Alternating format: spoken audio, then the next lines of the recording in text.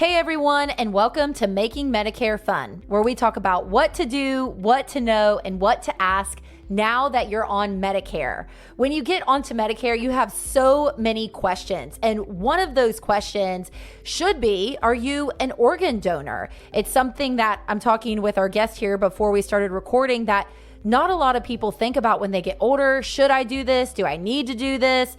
Yes, absolutely. If it's something that you would like to do, we are going to equip you in this podcast episode on how to do that here in Florida. So we're talking with Tammy Ward. She's the public education coordinator for LifeQuest Organ Recovery Services. She services 6 counties here in the Western Panhandle. So we're so happy to have you back on, Tammy, in a new role. Yes. Welcome. I just keep coming up. Yes.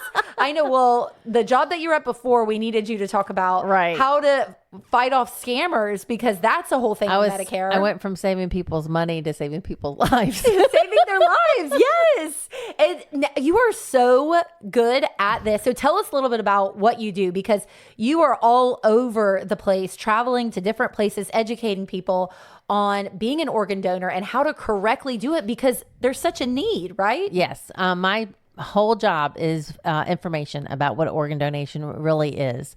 It's funny, when I do a presentation, there's at least 3 or 4 people that will get out their driver's license while I'm presenting, because they got their driver's license so many years ago that they can't remember if they said that they were an organ donor or not. Yeah. So they look and see if it's actually on their driver's license. Yes. But now the tax collector's offices actually, 97% of our registry actually comes from the tax collector's offices. So we are really appreciative of what they do.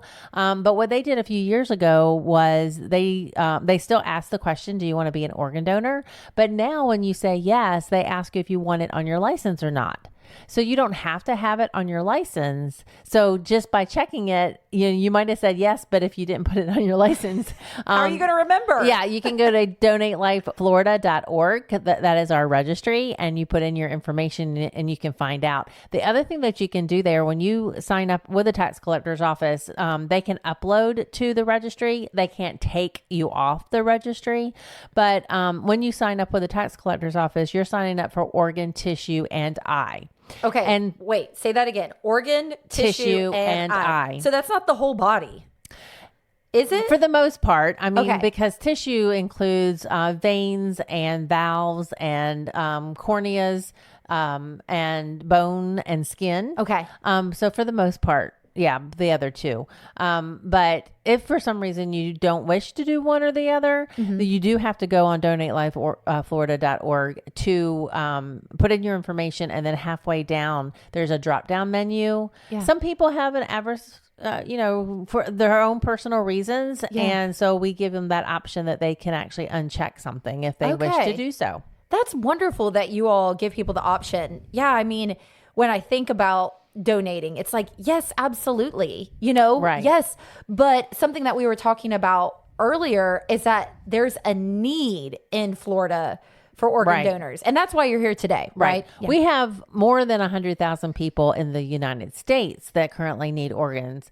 We also have more than 5,000 right here in the state of Florida. Unfortunately, every 10 minutes, someone is added to the transplant waiting list. And because there are few organs that are available, 22 people just today could pass away because they don't have an organ that is available for them. 84% of those people that are waiting for organs are actually waiting for kidneys. And since it's such a high percentage, some people could wait over 3 to 5 years. And some may not be able to get it at all. We are not part of this, but that's why you might hear about living donors, because you only need 1 kidney and you have 2. And so the living donor is becoming a little bit more popular. And just because if you think about it, a transplant patient is waiting for someone to pass away. Right. And so that's a heavy burden also. And so because that percentage is so high, that's why they wait. And they don't just wait at home. They have to go to dialysis several times a week and spend hours, having their kidneys cleaned. And it's a burden on them. And so that's why we're looking at, the different aspects of it, but becoming an organ, being on the registry doesn't mean you're going to automatically be an organ donor, because it's the way that you pass away. Because we were talking about this earlier. So if you want me to, I can just go ahead and say, when you're pronounced deceased, you have to be on a ventilator, because the organs can't live without oxygenated blood flowing throughout. So if you were to go out and have a car accident per se, and they pronounce you dead at the scene, you could possibly be a tissue or an eye donor. But because the oxygen and the blood flow has stopped, it's not a second, it's not a minute. Once that stops, we can't restart and use the organs there at that point in time. So if someone has an incident and they're still alive, and or CPR is performed from the time that they lose their pulse all the way to the hospital and they're put on a ventilator, then that's a possibility. And it's so traumatic to hear that. Yeah, the last time I checked, it was like 3 in 1,000 people will pass away in a way, on a ventilator to be able to donate their organs. So just thinking about and I saw a situation where someone was hit by a car. They were on a bicycle. Mm-hmm. They were hit by a car, and they were performing CPR in the street on this person. It was during a triathlon that I was running. It was extremely traumatic. But they were performing CPR, and they continued the CPR on her to the hospital, in the ambulance, to the emergency room, in the emergency room, in the helicopter. And that's what we all heard. I mean, I don't know if it's 100% true that they were continuing on. Well, once they start, they can't stop unless they pronounce them. So that's why you might have teams. Yeah. And whoever was doing it at the scene may not be doing it in the helicopter, that kind of thing, because it is taxing when you have to perform the chest compressions and the mouth compression or the mouth breaths. So yes, once CPR is started, you are not allowed to stop unless because you can't stop and then restart. Yeah. Staying alive. I took the CPR thing, isn't that the beat to it? Is that the beat, the staying alive, or is it? That's not how I learned, but it's possible. Staying alive, and boom, boom, boom.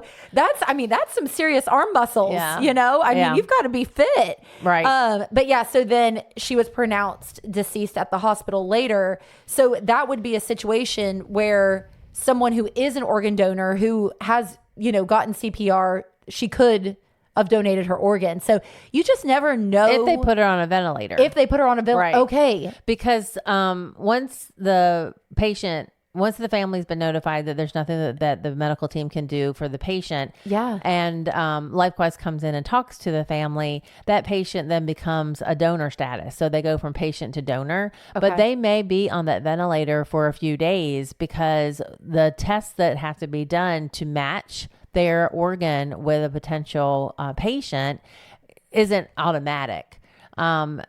Tests like blood type, tissue type, the size of their organ, all of that has to be taken into consideration. Any kind of other health things that donor has, that all has to be taken down and then uploaded to the database.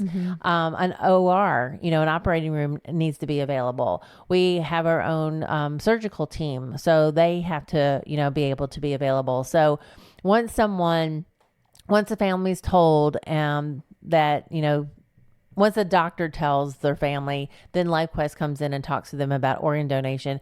We do hope that this isn't the first time that they've heard about the fact that their loved one was on the registry. Yeah. We hope that everybody, once they make a decision and they, join the registry, we hope that they tell their family, because you don't want your family learning that once they've just been told that they'll never talk or see you again. But once that happens, then it could be a few days that they're on the ventilator. Okay.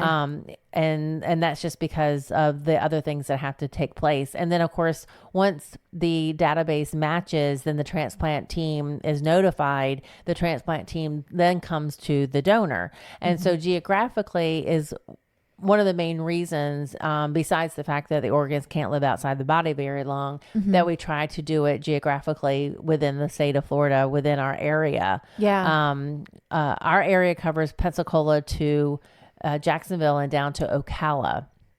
And our clinical teams work with all the hospitals, and someone that does basically what I do, but for the clinical teams at the hospitals, like the trauma and the critical care, that person educates those medical personnel to look for the signs. And then once they get to a certain point, they contact LifeQuest, and then our clinical team will go out and do our own assessment. And that's when we look and see if they're on the registry.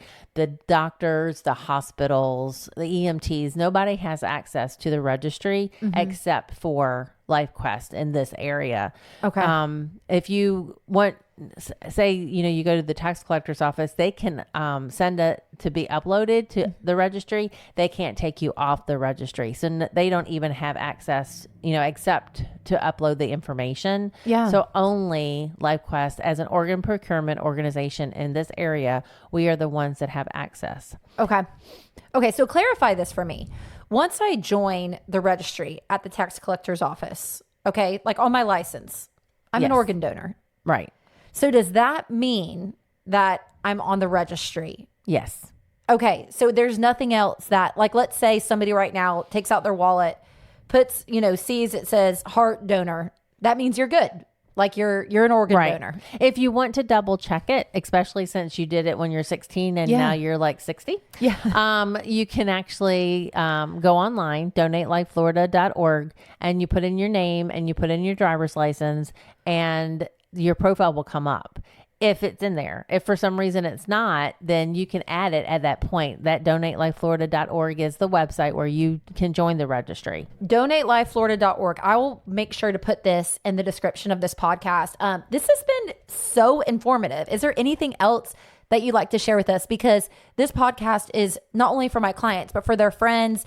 They just want to get information out to them so that they're more educated on things centered around Medicare. Is there anything else that you wanted to share? Well, since I am the public education coordinator, I am looking for organizations, businesses that have maybe lunch and learns to get the word out. I mean, I'm not here to coerce anybody to join or not. I'm here to provide the information so that they can make an informed decision on whether or not they want to be an organ donor. That's right. So they can contact me. You can put my email address up with the website as well. And then they can contact me, and this is my job. So this is what I do. I go out and I just work with businesses and organizations and schools. And for the schools, we're trying to talk to the kids that are getting ready, or students that are getting ready to get their license. Right. So that when they're asked at the tax collector's office, do you want to be an organ donor? They can be informed about what that actually means and make an informed decision. Right. So what's your advice for someone on Medicare to have more fun from your experience in your role as public education coordinator for LifeQuest Organ Recovery Services? I just didn't think about this question with you as a guest in this role, but you have to do it. I mean, this is every person who's come on has said. The only thing, fun, I'm not really sure in my role, but I enjoy going out and giving these presentations. So if they, can contact me because they have an organization or a group that I can come out to, I do provide wristbands and things like that. Yeah. But the other thing I wanted to cover is don't think you're too old to give. Our oldest person in the United States was 95. When he passed, and he was able to donate his liver to a lady in her 60s. Yes. And the interesting thing about his story is he didn't he didn't join the registry until he was 90, because his son had passed away. And that's when he found out that his son was a donor. And he was so moved by what his son was willing to do at the end of his life that he joined the registry at 90. And 5 years later, he was able to donate. So don't ever think that you're too old. We assess the organs. Yes. And the only organs that we would not try for are if someone was having active cancer at the time of their death. So. Well, I am so glad that I popped up that question to you at the end. That was If very, you could see my eyes. I mean, that was very inspirational. Oh yeah, only video. We just, keep it audio. You guys can just imagine what she looked like, okay? What did you just say? I know. You didn't What tell am I supposed to answer? That was perfect. It couldn't have been better. So thank you so much, Tammy. And of course, everything that we've talked about today will be in the description of this podcast. Please share it with your friends and family or anybody who you think would be inspired by this episode. And I am a licensed independent agent serving my clients here in Northwest Florida. If you ever want to reach out to me and look at the options that I provide here locally, you can go to insuredbyricky.com and I'm happy to help you. So thank you again, Tammy, for your time today. Thank you for having me.